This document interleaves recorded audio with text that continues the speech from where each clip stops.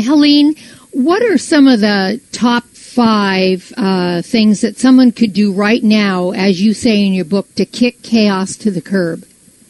The first thing you want to do is decide on what your top 3 priorities are in your personal life and your top 3 priorities in your work life. Because so many times we just move forward on autopilot and don't even realize what we're working toward or what we're living for.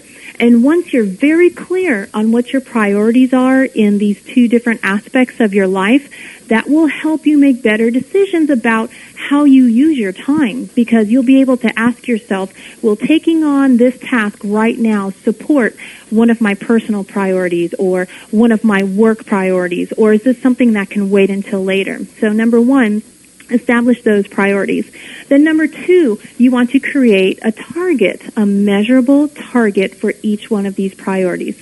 So let's say that one of your priorities is to spend more quality time with your spouse. That's great, but how do you measure it? A lot of times we feel disappointment because we think we haven't accomplished our goals, when in fact we don't realize how close we are because we don't set measurable goals. So a measurable goal for spending time with your spouse might be, I'd like to spend at least 2 hours of uninterrupted time with my spouse this Saturday. So that 2 hours is measurable. That way you know how far or how close you are. And then number 3, you want to stop and plan at the end of each day. So what we were talking about in the prior segment about taking a look at your calendar for the next day and then scheduling your top 3 tasks on there, you want to do this at the end of each day, because not only will you be more focused the next day, but you'll also find that you can sleep better because you know exactly what's going to happen when you wake up tomorrow morning. You don't have all of that wondering, spinning around in your brain at night. Mm-hmm. And then number 4, whatever you would like to get done over the next few days in the week, go ahead and start penciling that in on your calendar a few days ahead of time, so that way your brain can start focusing on where your time is going to be going.